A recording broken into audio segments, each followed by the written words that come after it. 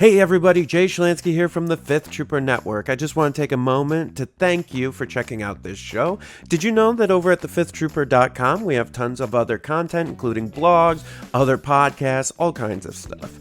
In addition, if you want access to exclusive content, you can join us on patreon.com/thefifthtrooper and join at any level and you'll get access to exclusive blog articles, access to our private Discord, and much more. So please check us out, and thank you so much for all your support.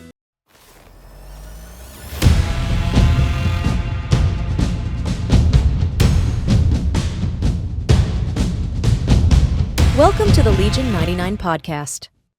All right, everyone. Welcome back to another episode of Legion 99. I'm Nick. I'm here with Mike and Pat. How's it going? It's going pretty well. All right. It's been a long Saturday, a fun Saturday. I worked. So. Same. Yeah. Pat, how's it going?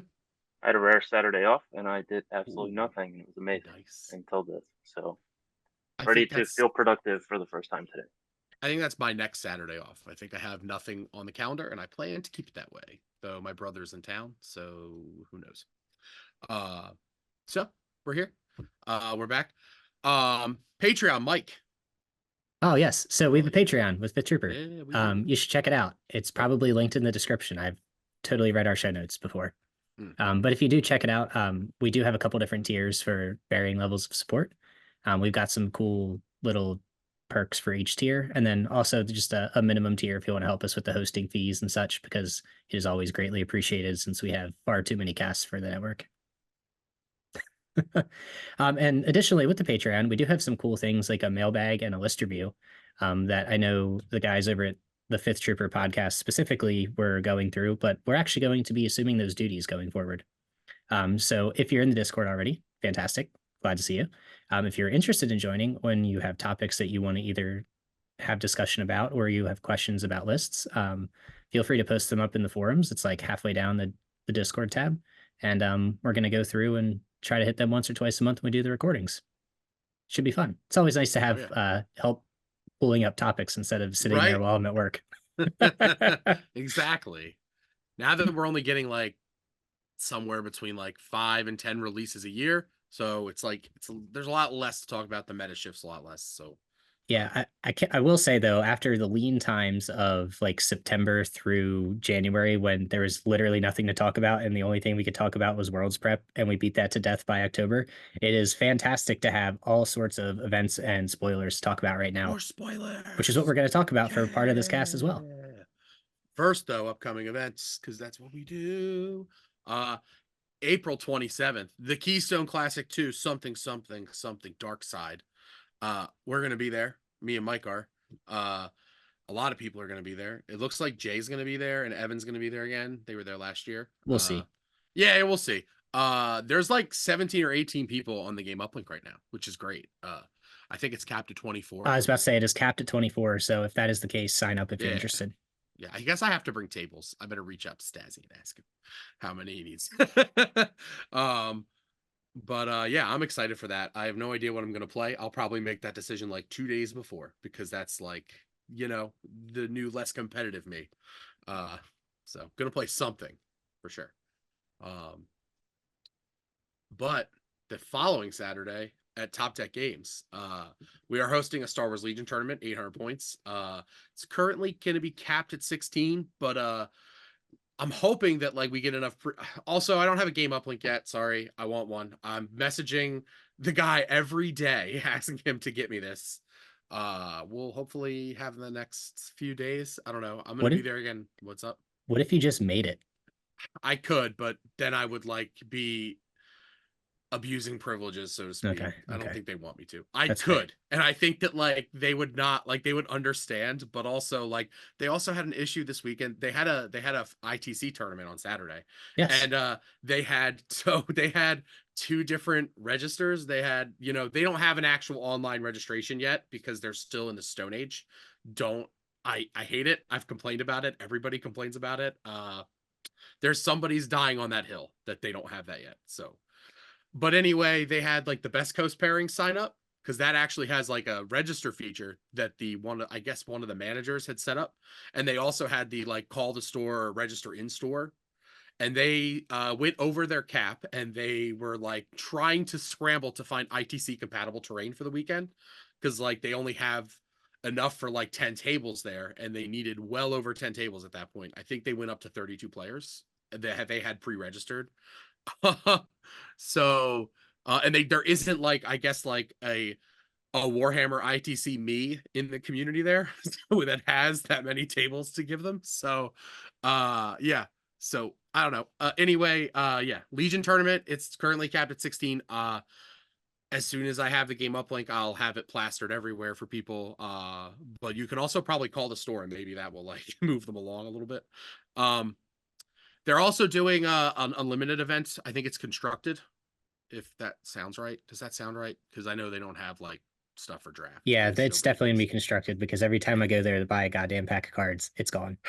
It's gone. Sorry. It's gone. And we're also doing open play Shatterpoint, like come hang out, meet some people, play some games. So that'll be fun. It should just be a fun Star Wars filled day at Top Deck Games, which is what I'm all about.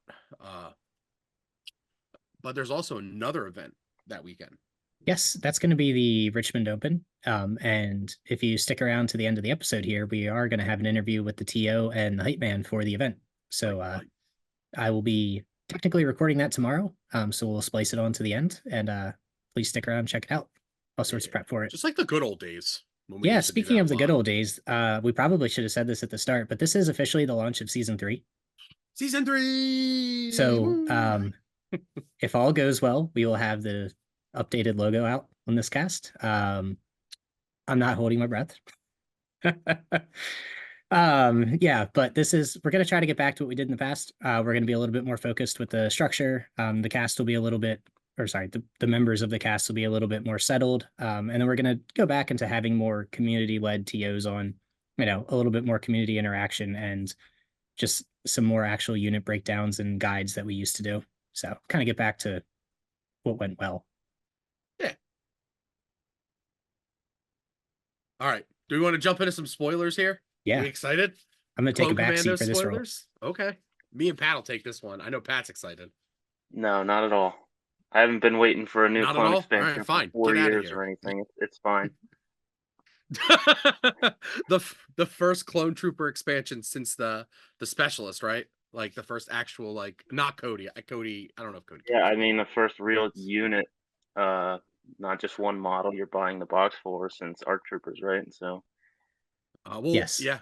I guess, are you just buying the Cody box at this point just for Boyle? Is it just for Boyle? I mean, a lot Cody's of people. Cool. I think Cody's fun, but I think he might fit with these guys pretty good, but we'll see. All right. So we got we already talked about the card last episode because it was spoiled at Adepticon, the unit card, right? Along with the Katarn pattern armor. So Clone Commandos complete the mission. We went over that during setup. Place a priority mission token on the battlefield outside of any deployment zone. While this unit is at range 1 of the priority mission token, this unit gains surge to block.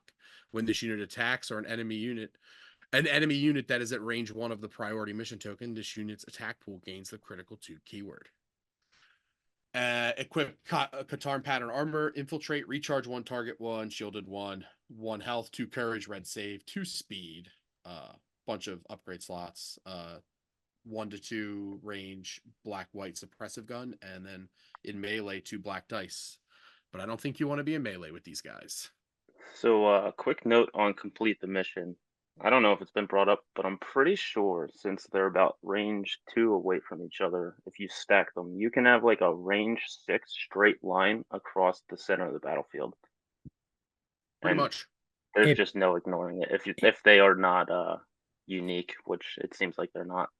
Yeah, it basically, you can essentially run the gauntlet of intercept positions. Yep. Which is every part of the relevant battlefield. I'm okay with that for 4 models. That's fine. Yup. So we already saw the Katarn pattern armor, but they actually released the preview for this unit.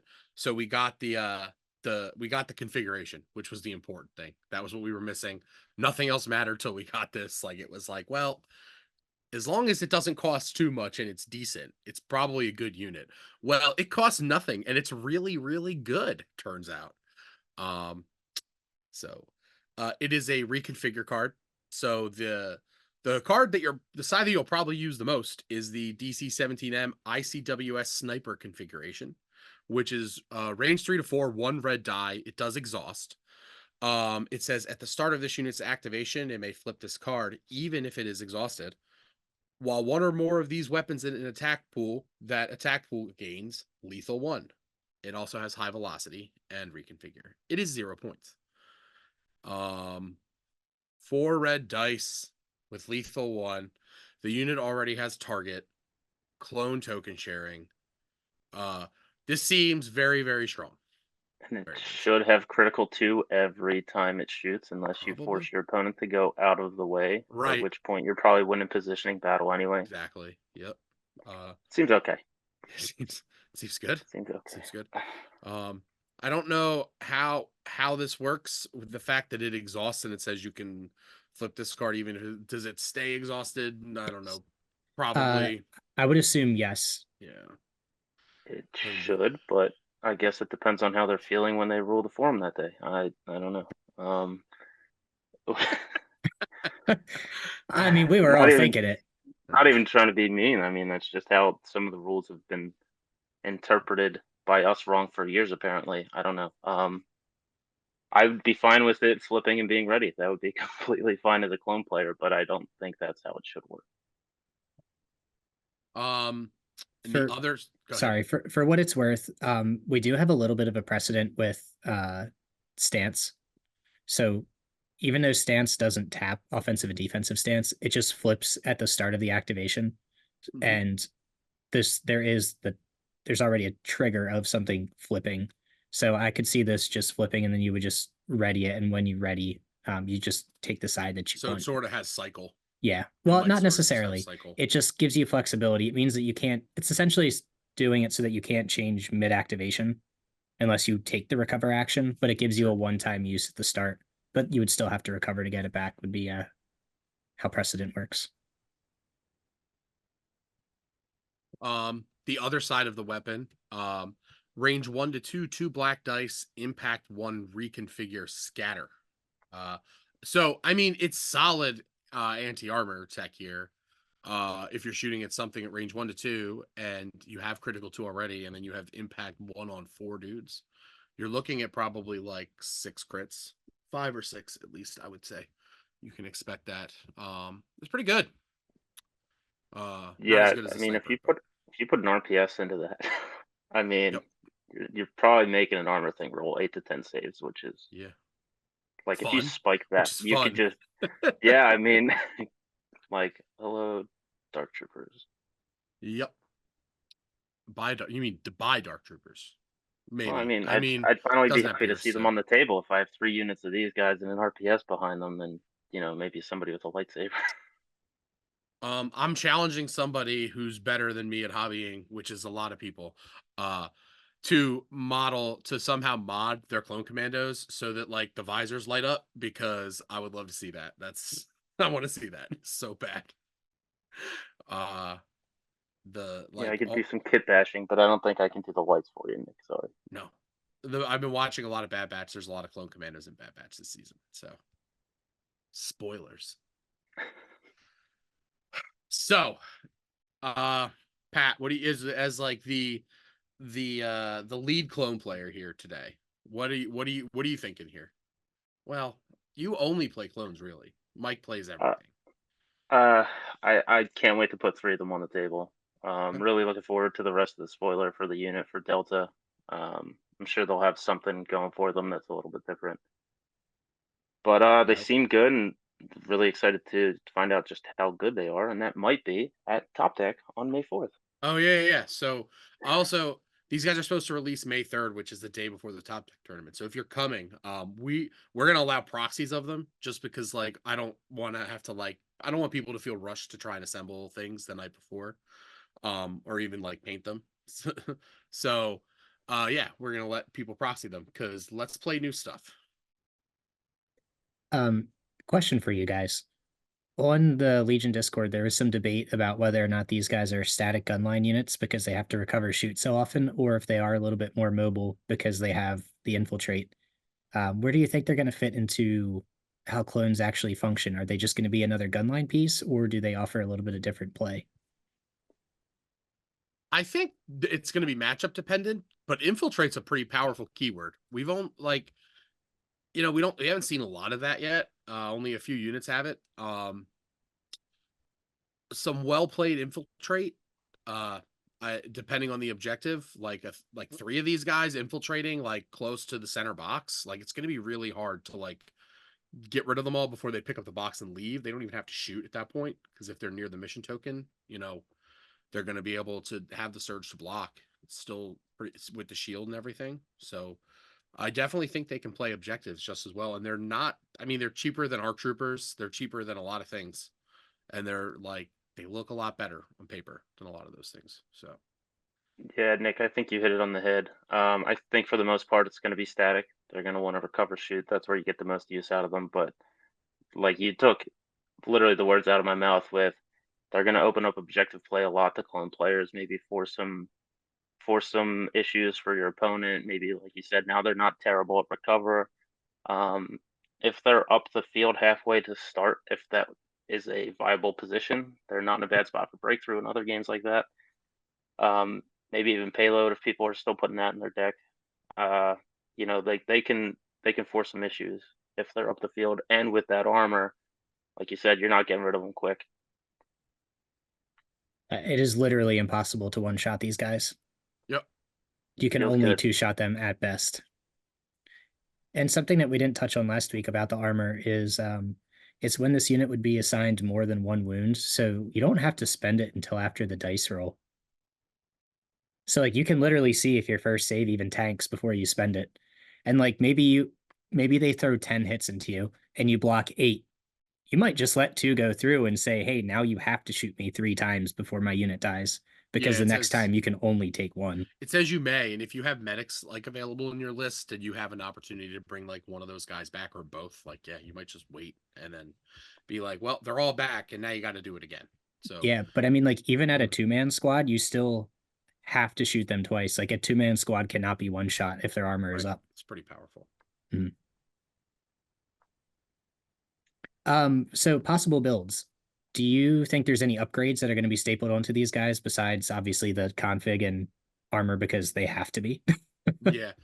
I think a lot of people are the obvious synergies with HQ uplink because they have target 1. So every time they have an order, they're gonna get a name. And then HQ uplink gives them that order, and then they can just recover shoot every round. They can shoot the sniper rifle every round, and then they get a shield back every round. So there's obvious like real good synergy there. They start getting a little expensive. 85 points for 4 models. Now that, like you said, they can't be one shot. They're going to be really difficult to dislodge when they're near that priority mission token, especially if they're supported by dodges. I would consider situational awareness on them if you're running Padme or Anakin, but again, they're getting expensive now. So It's 8 points for SA because they have to pay baton tax. Yep. Oh, they're supports. Right. They're a support. They're a support. They have to pay the tauntaun tax. I think that's fine. I think the less SA in the game, the better. So. Oh, for sure, for sure. That's fine. These guys have a shield token, red saves that are going to surge 90% of the time, and they have their armor. Like, thank Christ they don't get access to SA dodges for free. If not having SA is your biggest complaint about this unit, they're pretty decent on paper. Oh no, I'm not complaining. No, However, I'm just saying, like, if that's something that people are going to be upset about, I think it's fine. Yeah, I never thought about that. Because like, you think trooper and you think SA for 4 points. Yeah, no, okay. So that's probably not worth it anymore at 8 points. You're talking at like 93 points for these guys, just take a full arc. No, yeah, okay. That's the only upgrade I thought of. Offensive push, but you're not moving a lot. If you're like taking offensive push like to get another aim, you're not recovering and getting the order. If you're taking HQ uplink, I feel like it's probably HQ uplink or bust. You're not taking any grenades here. Maybe a smoke grenade, but when you're at 797, yeah. I could see a case for a transponder on one of them if you have, what's it for? If you don't have the points for Or HQ if you have or you 8 don't want the points and points. you're just like, I don't know what to do with it. 2 of Mhm. them can get, an extra token. I think prepared supplies would have been fine on them, but they obviously can't because that slot Yeah, has they to go only to the have the armor. one gear slot. But yeah, I think at 80 with a free dodge, you would take that every time. Yep. So, Yep. but Uh, yeah, I think I agree. I mean, offensive push isn't worth it. SA is definitely not worth it at 8. no.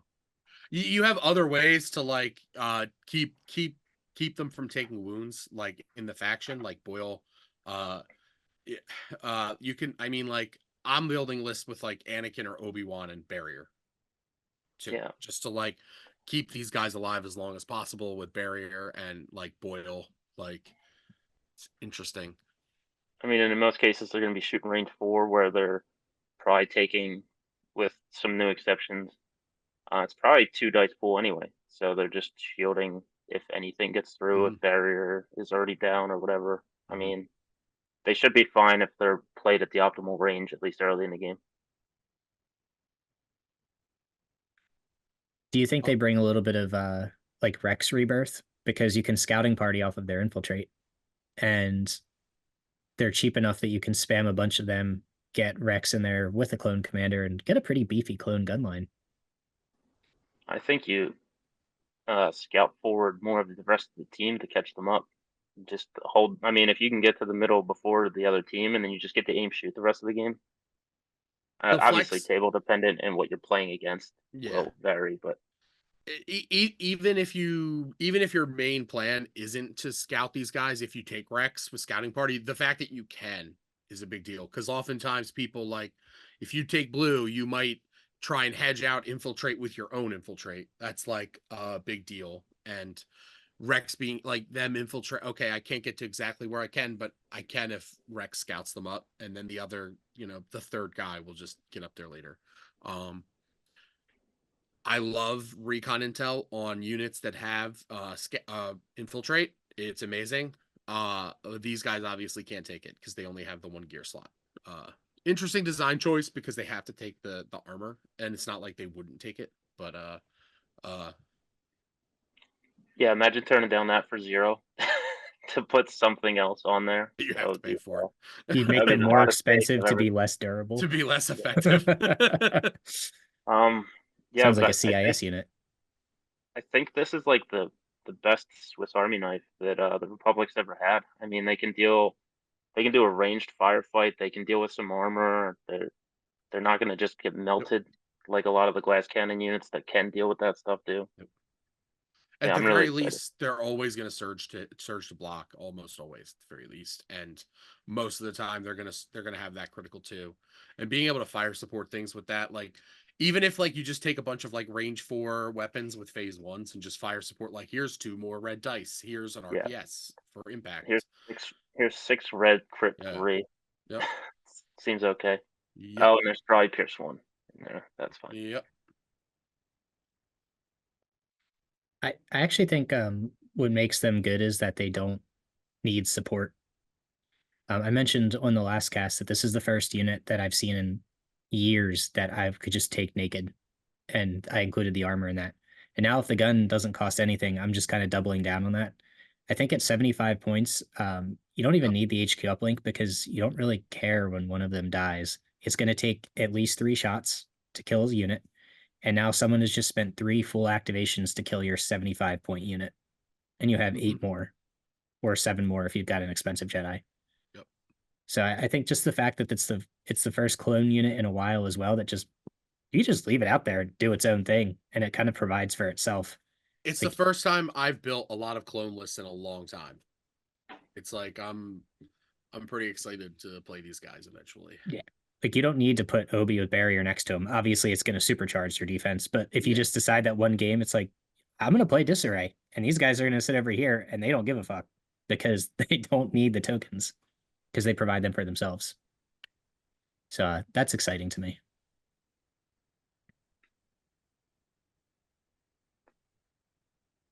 Any final thoughts on the clone commandos before we move to the actual star of the show? I hope they reveal Delta Squad this week. I want to see Delta Squad. I would think they have to, right? If the release date is less than a month away. Yeah, I mean they can get to it. They also probably got to preview Range Troopers officially too, because like we saw probably all the spoilers at Adepticon, but they Think we still did. probably will release an article, I would think. Yeah, I'm very excited. I bought 2 more specialist packs because I only have 1 medic, so I have 2 more medics now. So 2. Wait, no, I have one. I think you only have 1 because I only remember paying you 1. All right, then I have one. Yeah. Well, Nick, you might as well buy another one.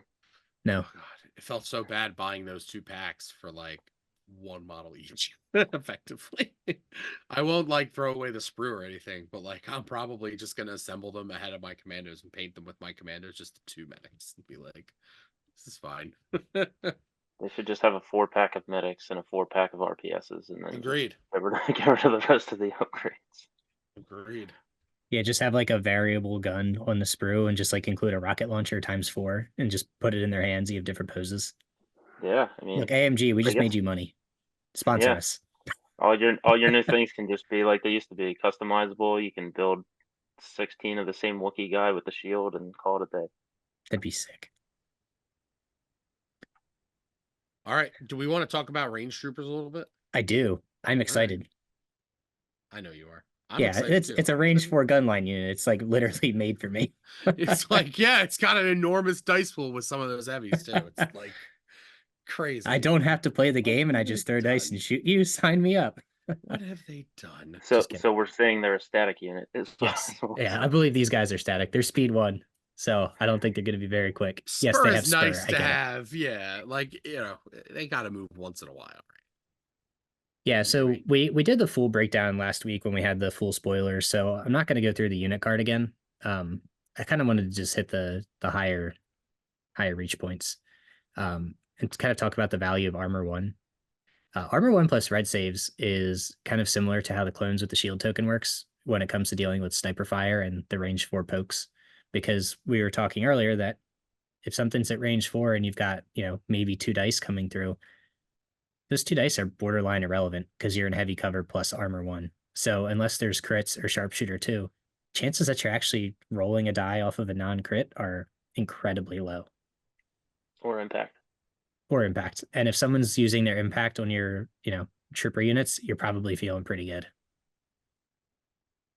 And we haven't Yep. even talked about Guardian yet. Because IRG are stupid cheap, especially with Protector. I played a game the other night, and yeah, I had a single IRG with Protector with no Electro Staff, and it like kept Din alive, it kept Callus alive, it kept Shores alive, and it lived through the whole game with 1 wound left. Yep. And I now lost take the game away anyway, but, yeah. and now take away 5 of those rolls that you don't even need to do because armor 1 is there. Yep. ×3 because you're going to run 3 of these guys. One of the things that I thought was interesting, and Nick, I'm curious how you sit on this fence, is do you think they're a core replacement for Empire, or do you think they're something that's going to combo with the core? I think you're going to see a lot of like double T-21 Shores, double mortar, double to triple range troopers, maybe some death troopers, an IRG. You're going to see stuff like that. It's going to be disgusting.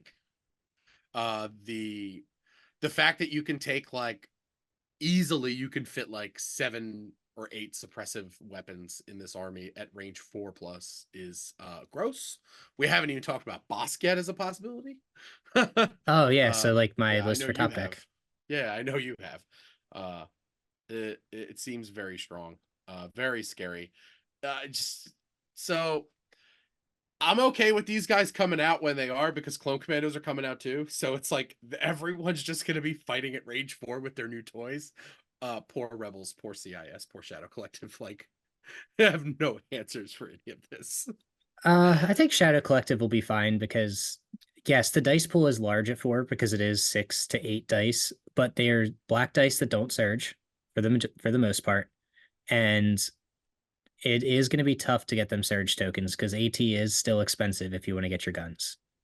So they'll And have their free aim, but it's you not don't get orders out like the Clone Wars factions do. So right. You're not getting a lot of value out of aggressive tactics. Yeah, so it'll be fine, but I don't think they're going to be problems for Pikes because Pikes will just dodge them. I think the Clone Commandos, though, are going to be a huge problem for Pikes because of the high velocity range 4 pool. I'm So I think curious. that, I'm yeah, curious about that because pikes are still going to be in cover and the clones don't have sharpshooter. like a wider meta, like a wider like talk about the meta that's probably going to come out is that like I do think pikes are going to struggle more than they ever have because there's just going to be so many clone commandos out there because like there's a lot of Republic players and like a lot of people want to play clone commandos and these guys actually look really really good on top of just being cool, the cool factor that comes with clone commandos. Mhm. So I'm really interested. I think I do think like in a vacuum pikes are fine, but if there's like just so many clone commandos out there, I think those armies, the pike spam armies will struggle against clone commandos. Yeah, I Just don't think being they'll be able to like, favored. yeah, they'll just be able to, you're just going to pick up two models every time they shoot. Um, you do have to worry a little bit about once danger sense gets ramped up a little bit, but like, we'll see. Yeah, it's going to be interesting. Yeah, we'll see. But yeah, I don't know. We'll see because it still needs all of them to hit. I'm also way okay if it just scares them off a little bit because like there's way too much like outmaneuver. Like Pat mentioned earlier, like there's just way too much like outmaneuver dodge nonsense that like something needs to force it out. Mhm. So but And back to range troopers. yeah, that's a buff. So I do think that these guys are also some of like the secret sauce that Vader needs to make a little bit of a comeback. Because when Vader has been at his best, it's either been like not counting Blizzard Force because it's a battle force. When Vader has been at his best in like vanilla Empire, it's either been in that T-21 range 3 gun line before suppressive weapons and pikes became a thing, or it was back when you could run Vader and a whole bunch of range 4 DLTs and he had a range 4 gun line that the rebels couldn't keep up with. And this gives him like a little bit of a buffed up DLT gun line that he can still do his thing, where you can still fit the T-21 line and you can almost layer your units. So you can have your range 4 range troopers, then you can roll into your T-21s, and then once Vader gets in, Vader does Vader stuff. And he's going to get an easier now because he doesn't take choke anymore and he has burst. Right. So I think I'm not saying it's going to take him to like S tier list, but I do think that you'll see a little bit more Vader play. And similar to that, you'll see some probably solo seven sister lists because she's what 80 points cheaper than Vader. And you can fit a whole nother range trooper at that point and be up in activation. Sure. And both of those units you just mentioned would really like to get up close into those new commandos because their armor doesn't work in melee. And they don't have impervious.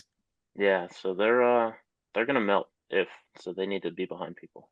But to your point, that's why you might see more Vader or more Seventh Sister. Yeah, I mean, you might even see choke at that point if clone commandos really become that good because Commander Vader could still do push choke burst. And even if he can't pick the unit he's taking, like the Katarn armor doesn't work against force choke. Yep, you can just take a guy. So I'm not saying it's going to be the rebirth of choke, but it gives him another valid target. Yeah, so I kind of hinted at a couple times. I'm going to play 7th Bosk, 2 T-21s, 2 mortars, and 3 range troopers for top deck. And it should be kind of fun for me. I was gonna say for who? For me. I'm going to have to use my phase 2s to proxy these guys because I know Nick's not going to paint me 3 range troopers in a 12-hour period. I'd have to pay him a lot of money. I'd have to like pull an all-nighter. Like, I think like man, I'm a long ways away from painting 3 units in a day. I'm like, wait. I just painted 5 X-Men. It took me like 8 or 9 days. To be fair, you could basically just like airbrush these guys and they're probably done. Oh, these guys, both these units are going to be super easy to paint for people with airbrushes. Like, I might not even do any like squad markings on my commandos just because like I'll be able to paint them in like 10 minutes. Actually, you know what? Before we get into the next section then on like how to playtest, let's do a quick hobby hit. I forgot, Pat, you actually hobby. We finally have more than just Nick that does hobby on the cast. It's not Nick doing the whole cast hobbying anymore. Hey, Keegan used to do some cool hobbying stuff too back. Yeah, but that was like a year and a half ago. It was like I'm kidding. 2 years ago when he hobbied.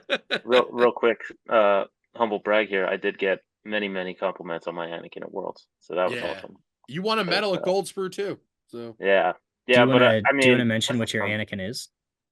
Yeah. So when almost said FFG, when AMG teased that card that they were putting out for the regional, the big events with Anakin from episode 3. Yeah. When he's right about to chop off Dooku's head.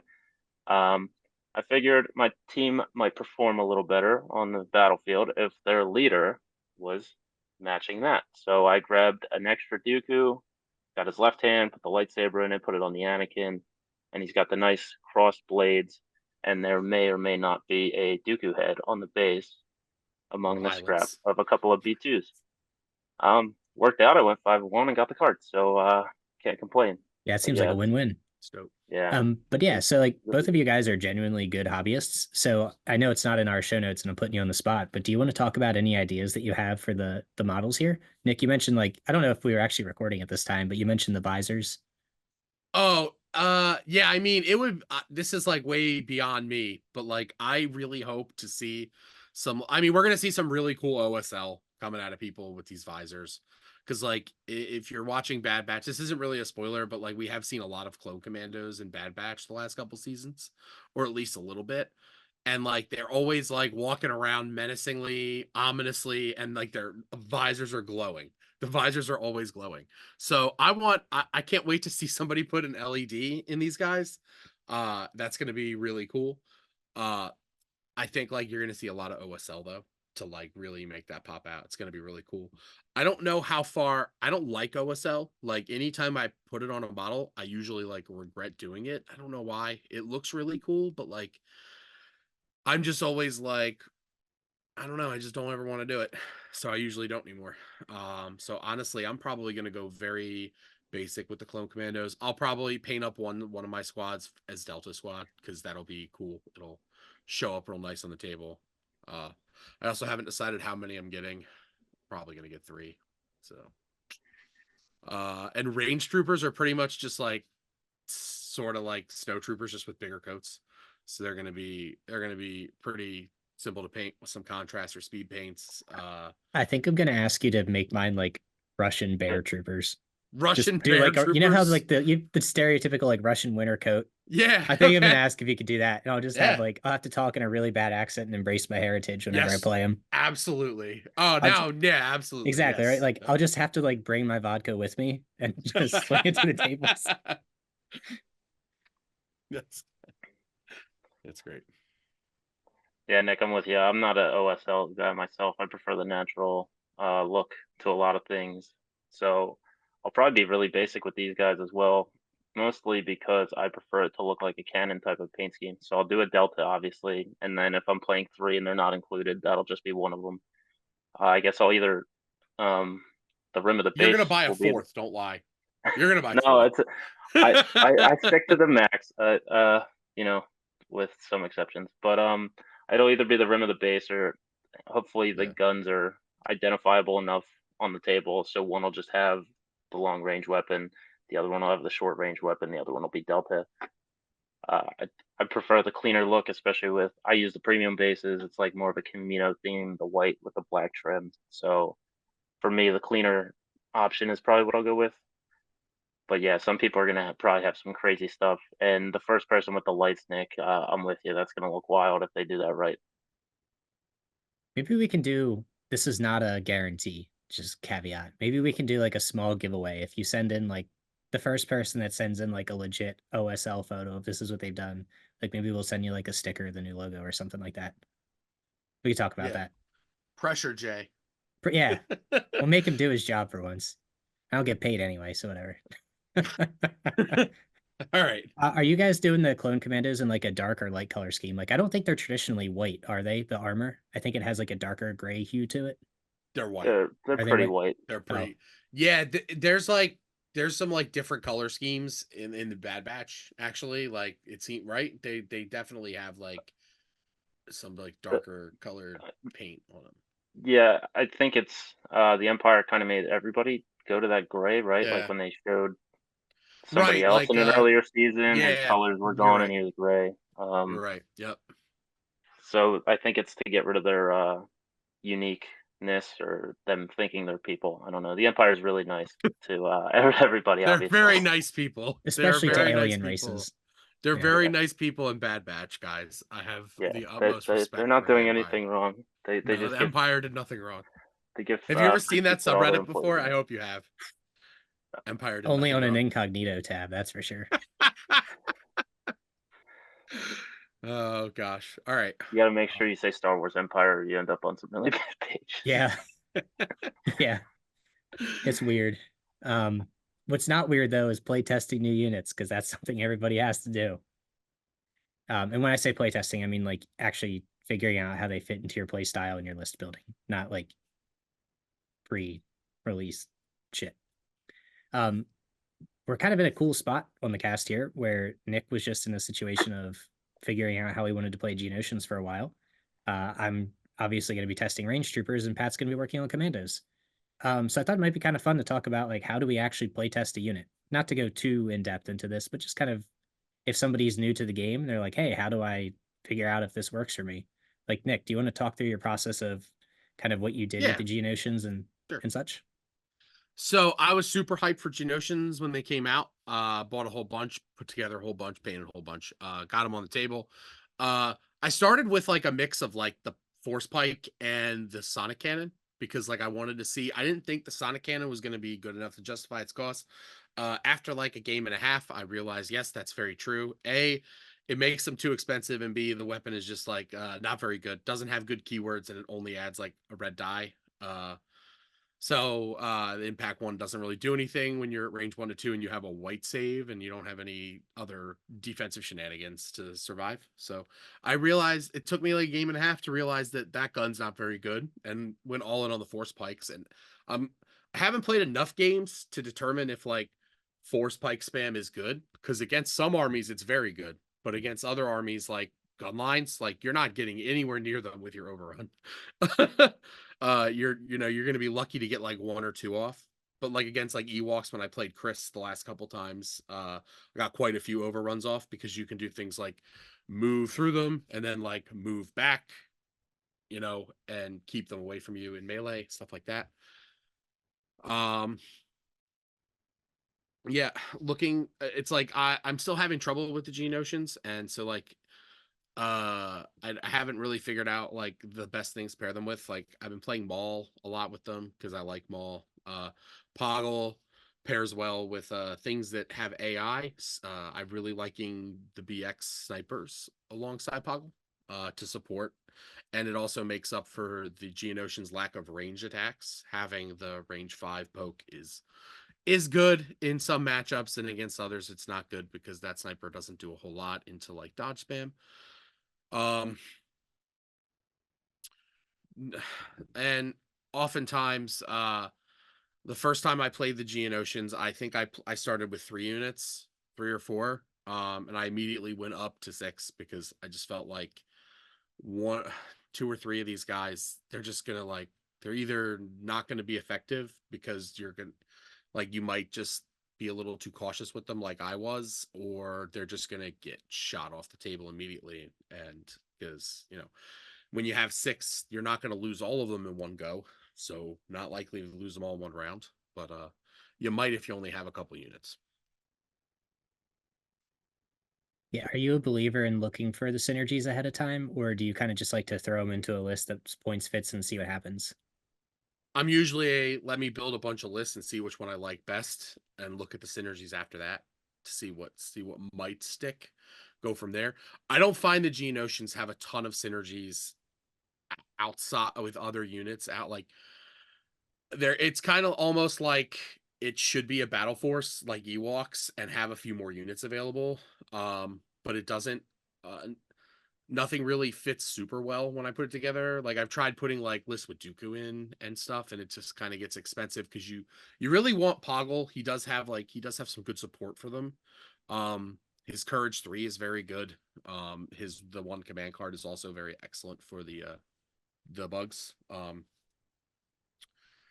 It's definitely something that like I tried a little harder with Ewoks. Like when Ewoks came out, finding what worked best. I really wanted the ATSC to work, but I figured out after like 5 or 6 games that it wasn't. It's a neat piece, but it just gets shot off the table. The incognito is a little bit of a trap on that. Figured out pretty quickly that like I played around with commandos a lot, full commandos, but you just don't have any way to defend them. In that army, they just get like they just die pretty fast, unlike the Ewoks that have a lot of models. So I think like the community alongside, but probably before me figured out that like just Ewok spam is the best version of that battle force. But yeah. Pat, you want to talk about your plans of how you're going to work in the commandos to your list building? Yeah, I think because like you said, more for newer players than anything else. I think the biggest mistake a lot of people make when they're trying new things is if you're not entirely familiar with just about everything in your faction, just building a list and adding stuff to it isn't like the most ideal way to figure out how useful this new thing is. You kind of want to take something that you've had plenty of games with. Like I can take my worlds list right now, swap out my 2 arcs and my echo for 3 commandos with uplink. While I don't think I need the uplink as we talked about, I might just try that because that's basically the same amount of points.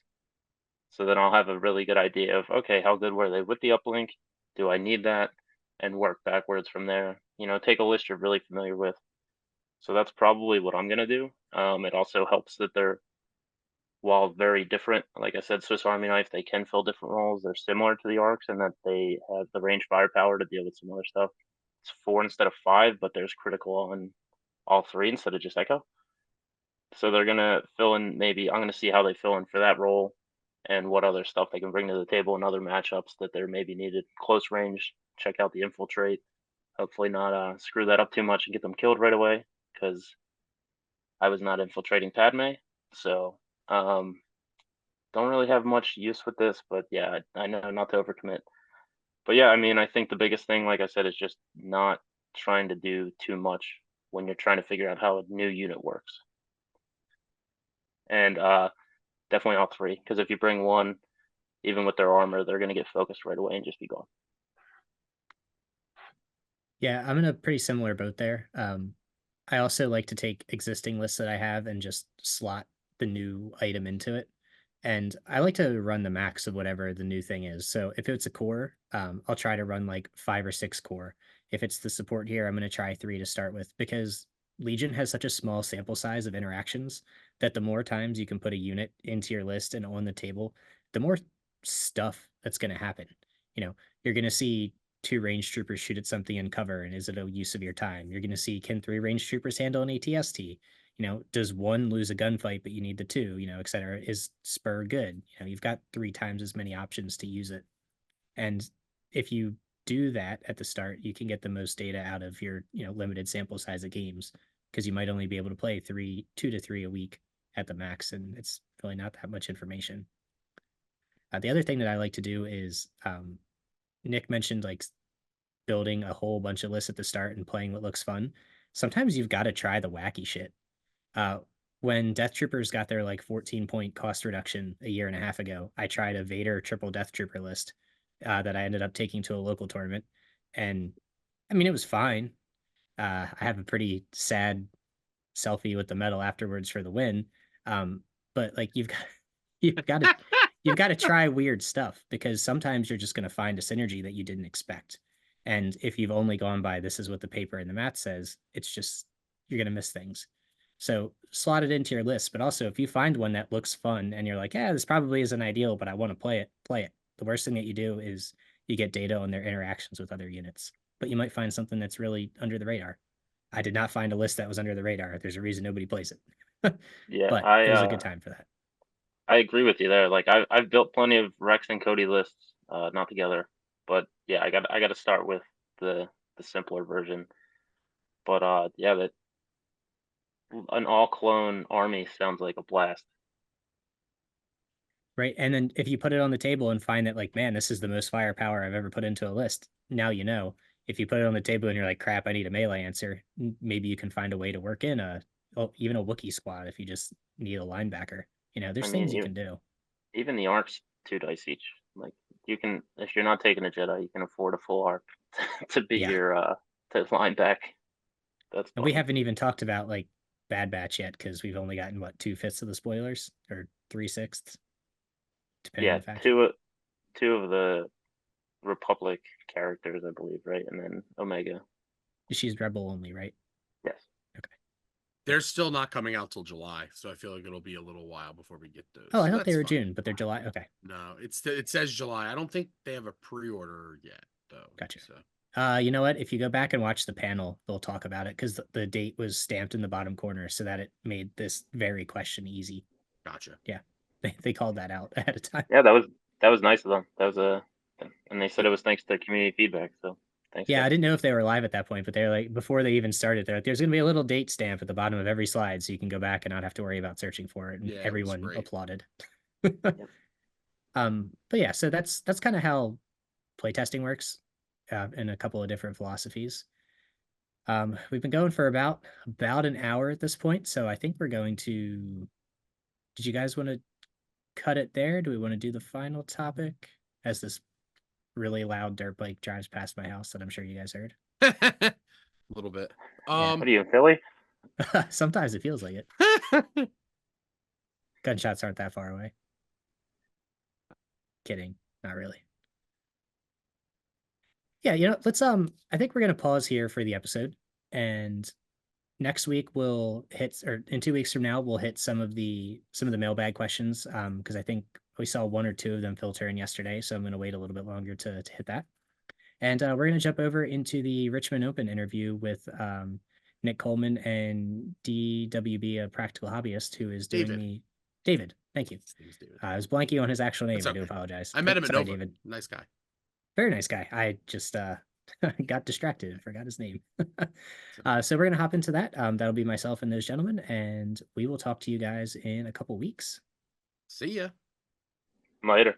All right, everybody. Welcome back to Legion 99. I am here today joined by Nick Coleman and David Bailey, who are the two gentlemen in charge of hyping and running the Richmond Open, which is one of the events that's coming up for May 4th. Gentlemen, how are you doing today? Doing good, man. Doing good, Mike. How's it going? Yep. Yeah, it's been a little while since I've seen you guys last. I think since last Nova, right? I don't Absolutely. I don't think I saw you guys at Adepticon or Golden Spur, right? No, Okay. definitely not. No, we've gone back quite a ways. Nick and David have been around the community on the East Coast for quite some time now, and have played and participated in a large number of events. So I'm excited to see Richmond in some very capable hands. But before I hog all the mic time, Nick, do you want to kind of talk about who you are and what you're doing here? Yeah, so I'm Nick Coleman. This will be my first time actually running an event.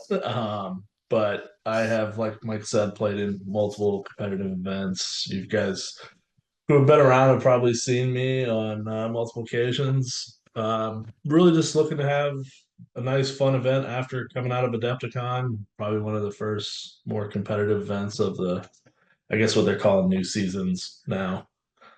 So that should start on May 4th. Yeah, did you play in the Richmond Open last year? I did not. I did. Is it at the same location as it was last year? No, so they have moved it to what is called the Meadow Park Event Center, I think, or Meadow Event Park. It's going to be north of Richmond this year. It is actually on the same exit as King's Dominion. I pulled out. It's probably, I don't know if you guys are familiar with the area. It's maybe 20 minutes north of Richmond, maybe 15, 20 minutes, something like that. But it's probably a little bit easier to get to. Parking, I don't think, is paid. So you don't have to worry about trying to park downtown Richmond. There's a lot of different food options, a lot of different hotels. I looked it up. I think there's nice, cheap, like $60 hotels. So should be a nice area. Let's do it. Now, that's what I like to hear. Do you want to talk a little bit about the format that you're doing this year? Yeah. So feedback I got when I took this over was just that, hey, wasn't necessarily a fun environment. Prize support was very much at the top individual, and that was pretty much it. I also know how it feels to go up to like Atlantic City and lose one game, and you're like, cool, I paid to be here for 3 days, and what do I do for the next two? So we're gonna be doing 6 rounds of Swiss. It may drop to 5, just depending on how many people we get. But the idea is if we get 32, the main part of the tournament will be done after 5 rounds. So top player for that one will be getting a free ticket to Nova Open for the Legion event. I think you still have to pay for a badge. I'm not sure. I'll follow up on that. But my guess is you probably will, but you'll at least get that free ticket for Nova for the Legion tournament. But what I want to do as a concurrent event to that is what I'm calling the Kashyyyk Cup. So just as a unique thing to draw people to Richmond to say, hey, what can we do something that's fun? And hey, if I lose 5 out of my 6 games, what do I have to play for? So what I'm doing right now, and you've kind of seen this in the Discord, I've posted some categories. It'll probably get pared down from there, but I'm also open to more crazy ideas. If anybody has any, um, please go ahead and post some ideas in there. I'd love to hear some more. But as we get closer, that list will be pared down to maybe 20, 25. But each of these categories will give you points throughout your rounds. None of them are slanted towards wins. So it should give that individual who is still maybe losing those 4 games something that they're getting a lot of points towards. And when we get to that 6th round, what I want to do is just like a battle for the cup. So we're going to double the points in that round, and everything is just going to be who's going to try to win the Kashyyyk Cup, which I'm going to 3D print probably a giant Wookiee on top of something. So you'll get an actual trophy for this cup here, and so you'll leave with that, and probably some others probably support along with it. And when you say events, like when you're going through the Discord, it's pretty cool. They're almost like little bounty challenges in a way. Like some of the things are grenading or flamethrowing an opponent. You'll get points per times that, or you'll get points for immobilizing or panicking heroes like Vader or Luke. Like it's really cool, unique things that, kind of add a little bit of flavor and an incentive to play maybe a little crazier once things have gone downhill competitively. Yeah, so one of the things I wanted to create was kind of situations that maybe aren't optimized for you to win, but if you're wanting to compete for that side project, you're going to do things that maybe are a bit more either aggressive or a bit more like, hey, I'm going to focus all this suppression into this one hero and give up all the points that are going on that side of the field. And so I think it would create a unique experience. But like you said, it's kind of going back to that bounty system that I think was created back a couple of years back.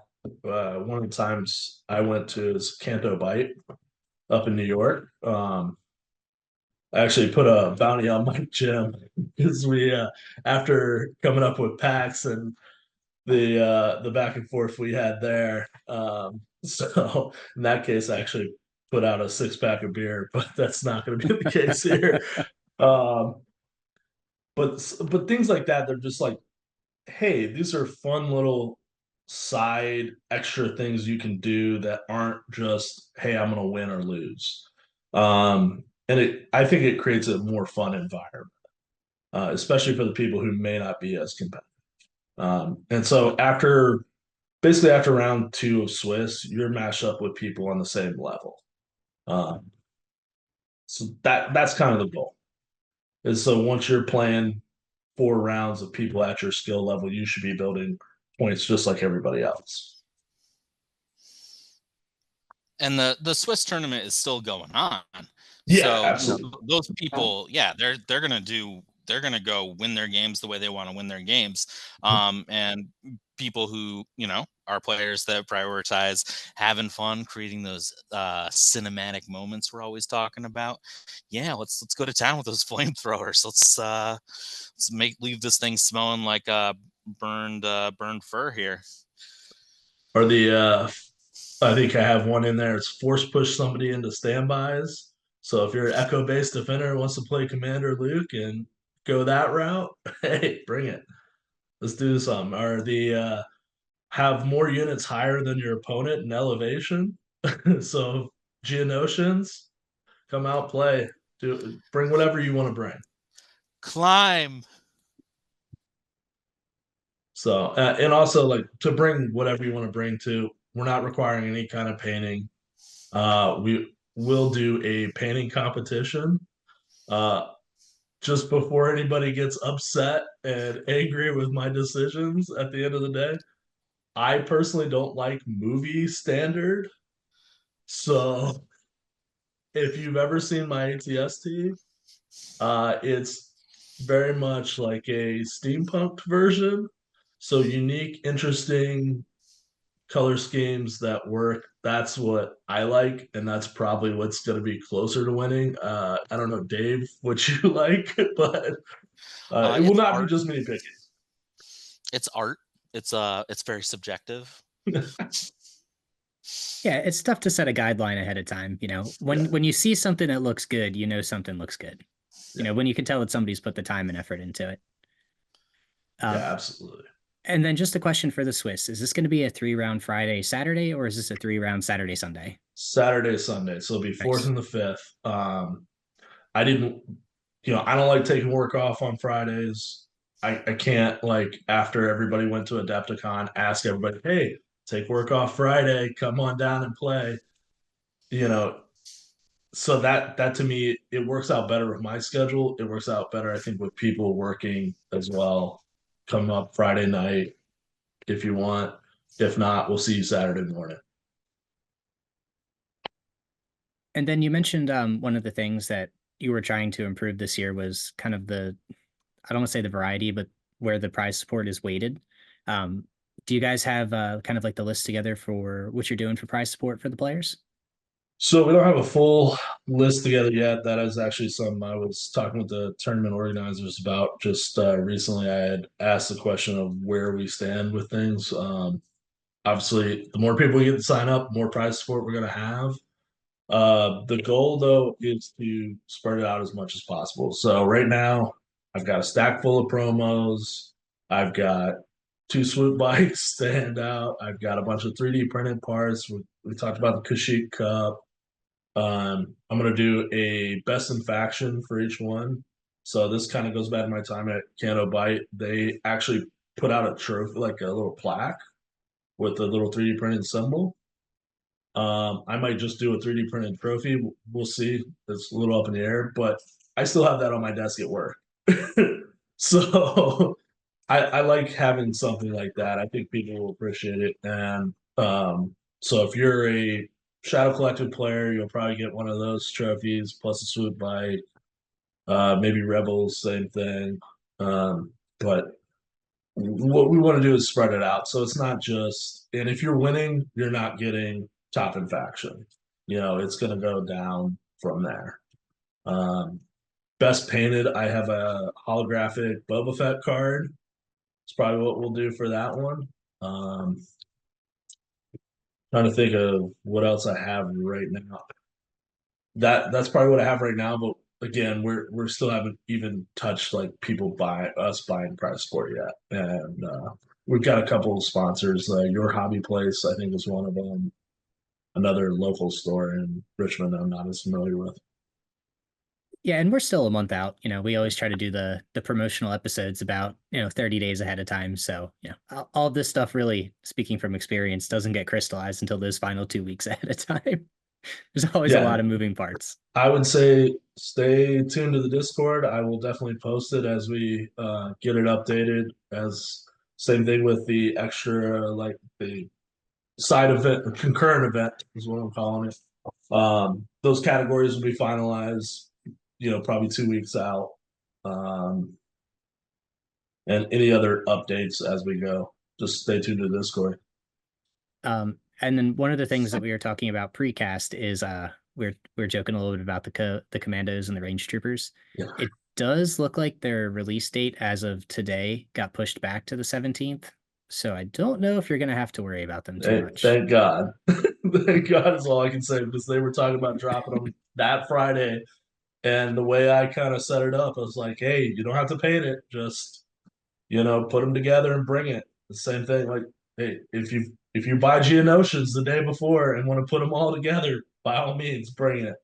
We want you to have as much fun as possible. So I know how it can be. Sometimes it's like, hey, either I didn't have the money or like it was hard to find in my area. Now I just found it a week before and I want to play it, but I don't have it painted. Come on, bring it. And we'll do our best to work it in. Yeah, I actually hope that I get to see some models that are still got that droopy model glue melting still going on. That's what I want to see. I want to see the saggy wing Geonosians. I want to see some Inquisitor lightsabers that are not, maybe where we would expect them to be extending. That's what I want Falling to see. off in the middle of your match. But yeah, Yeah. my Inquisitor saber is already kind of drooped. I was a little disappointed there. Yeah. No, it must be the foam. I gotta get magnets going. Oh. Shoot, I gotta put mine together. So Uh, so I did forget to mention this at the start. Where can we find the information for the event? Like for the hotel, the register, or I shouldn't say the hotel, but for the registration, for the game uplink, etc. Do we have those? Do we have those linked it's anywhere? posted in the Discord. So there's a category for Richmond Open in the main Legion Discord, in the Nova Discord, in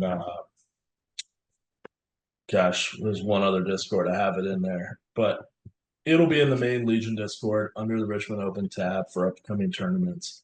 What I'll do is I'll go ahead and repost those links down at the bottom so that people have it. I think they're pinned in there, but just in case, I'll go ahead and repost them and pin them. Yeah, I'll go find them as well and make sure that they're in the show notes. So they'll definitely be attached Sure. to the links here. Yeah, and if for right now, what we've been telling people is, hey, definitely get in on the game uplink because we want to make sure the tournament organizers know that hey, we need these amount of tables. And if we have to expand the event, it's easier to say, hey, we got 32 people in the Discord or in the game uplink. Go ahead and open up more tickets. So definitely get into the game uplink and we'll make sure you get in.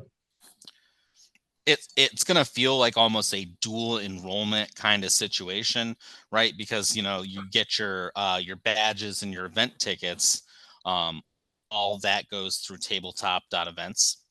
But then we also do have the game uplink because that's the software that actually does the pairings and lets you input lists and stuff. And that is, as we know from experience, an incredibly important part to running a smooth event. Yes, it is. Yeah.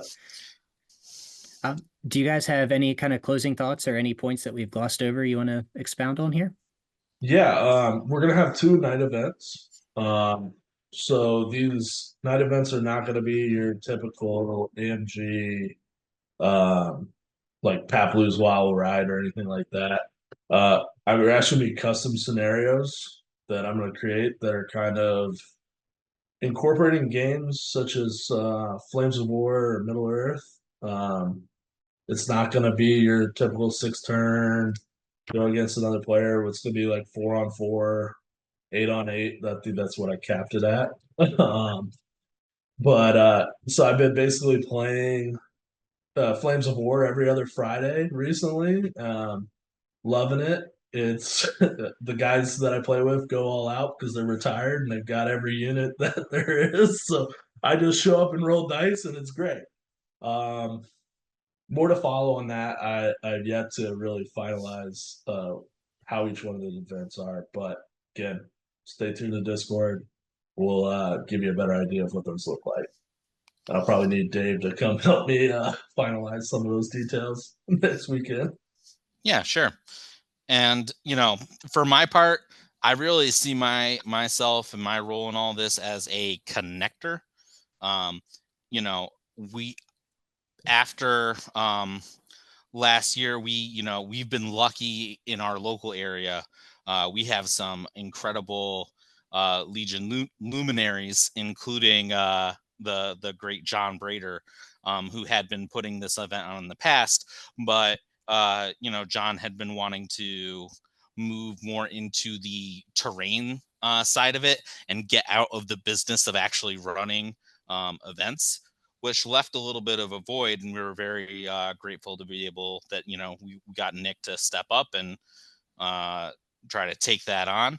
I've been running some events at Huzzah Hobbies where a lot of that community used to play out of. I've got my fingers in a couple different pies. I do a lot of the coordination for the we call it the DMV here. That's the DC Capital Region for people that aren't local and get confused when you're talking about their Department of Motor Vehicles. Yeah, one of these sounds like a positive, one not so much. Yeah. I'm like, yeah, you should want to come hang out at the DMV. That's you say that to somebody outside the district, they're not gonna follow you there. But yeah, so I talk to there's people in North Carolina that I talk to about when they're doing events. I talk to, Mike, I've talked to you about the Philly, New Jersey, Maryland area. And my goal is whatever people want to be doing, however they want to interact with this hobby, right?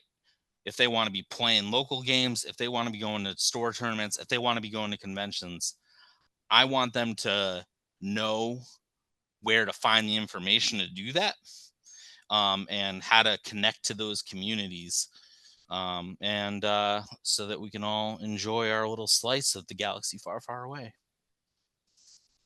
Yeah, and then just one last little plug for the actual overall Richmond Open for they're doing a whole Star Wars theme around it, light and dark. So we were going to stream Revenge of the Sith on the night event because it's the 25th anniversary. They've since asked us if we could stream all convention long. So you'll get at least the first 6. I'm not going to go into the sequels. So we'll get through all 6 of them during the tournament. So if you like watching it, we'll be there. We'll be streaming that. I don't think I could bring in my popcorn machine because I do have concessions there. Yeah, they might get upset about that. Yeah, I'd have to figure that out, but unlikely. And one shout out to John Brader. I mean, if it wasn't for him, I wouldn't be playing in Star Wars Legion. Actually, at Huzzah, he's the one who got me into it. I was there probably gonna buy Age of Sigmar. Ended up buying Legion, and so yeah, John's great, and he's actually gonna provide a few tables. So we will have some tables from John. Probably either Wookiee, Ewok themed, because I did tell him about the Kashyyyk Cup and preference for that. So we'll see what he gets up to. It's his terrain's great, and he does a great job. So Imperial terrain is definitely a great option if you want to go out and buy some STLs or something. Very much so. I have well, I don't have as much of it now because I donated a lot to Nick, but I have bought way too much from him in the past. Sure, he definitely appreciates that. So anyway, anything else we can answer? No, I think we've basically hit all the topics there. Really appreciate you guys coming on here, plugging the event. Really hoping that this kind of takes off for you. May 4th is always both tricky and exceptional for running Star Wars events. So I think you guys have a really awesome base. The Kashyyyk Cup is really cool. And I think it's something that would be really useful to see implemented in more events going forward, especially with, 6-7 round Swisses. You've got tons of games to play. So why not throw a carrot out there? Like, who's going to complain about extra prizing? Right. Absolutely. Well, thanks for your time, Mike. Dave, thanks for always coming helping. Thank you, guys. All right, and thanks to everyone who stuck around here. This is going to be, as we mentioned in the other part of the recording, this is going to be connected to everything. So hopefully it's a nice, smooth transition. Jay, I hope you did your job. And if it's any kind of feedback, please direct it towards me so that I can let him know that he sucks. I appreciate it. We'll talk to you guys in a couple weeks. Love you, Jay. Have a wonderful day. See you.